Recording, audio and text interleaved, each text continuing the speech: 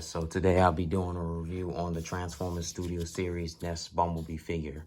So, the thing about this figure is that he is a repaint. He's not a remold, but he's a repaint of the Transformers Studio Series 57 Bumblebee. Just that he's wearing, instead of yellow and black, he is silver and gray and black, technically.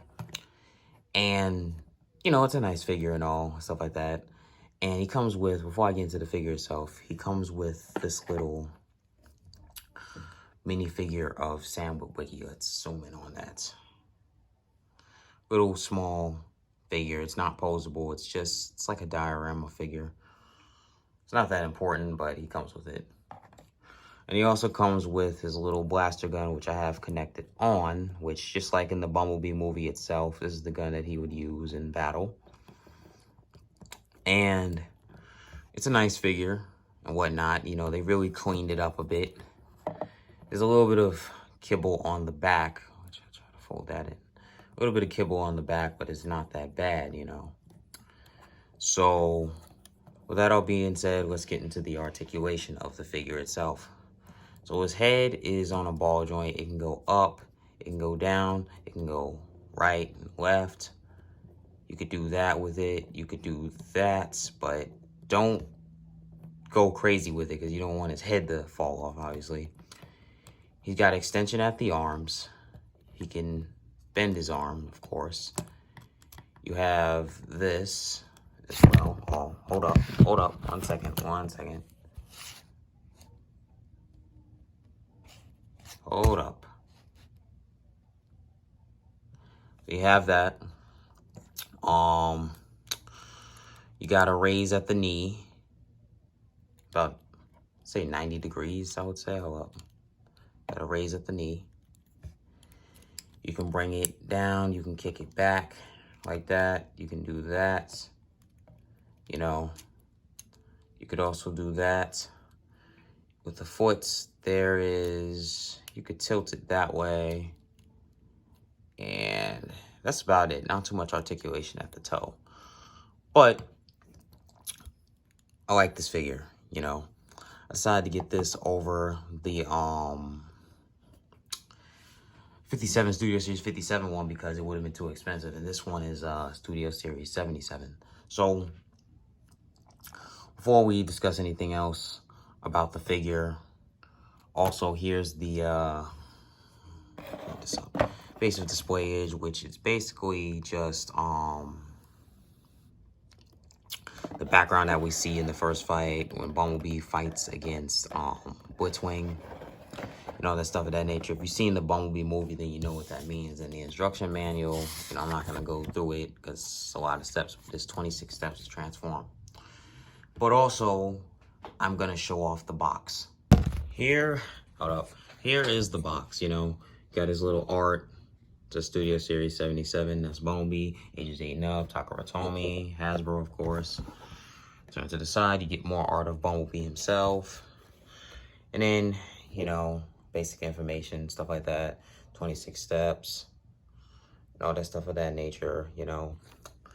And then on the side right here, you got some more art of him. And that's it. And the reason why this box happens to have plastic on it is because I think this guy was made in the year, if I can't see any copyright information, I want to say he was made in the year 2021 or something like that.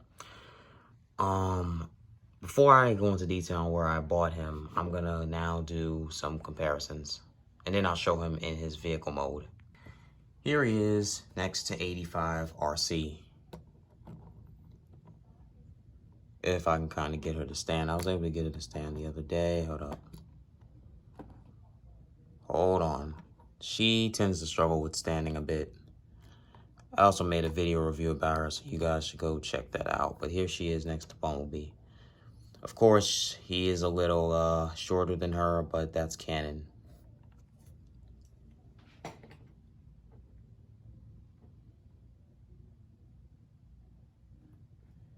Here he is next to this big guy here. This big guy is none other than Soundwave, which he is huge compared to Bumblebee.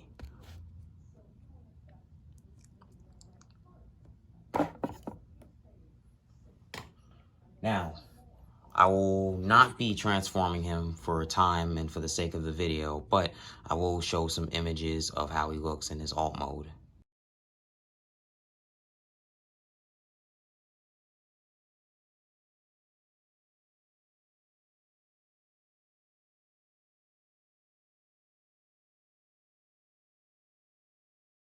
Overall, I would recommend this figure. It's good for anyone who's a Transformers fan or likes the character Bumblebee. I wouldn't recommend this toy for little kids though, because the fact that sharp parts could possibly cut them and they could end up breaking something if they're too rough with the figure. Now, these figures are good for posability, stop motion, and things like that, but they're really, really great for displaying on tables and things of that nature.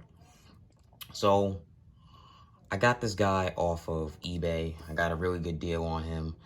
The seller was selling it. The box was a little damaged, but that was the only damage on the box, which I saw in the images, and I was like, hey, that's not bad at all. So the seller was selling it for like only $16, but I ended up paying $18 because of tax, and the shipping was free.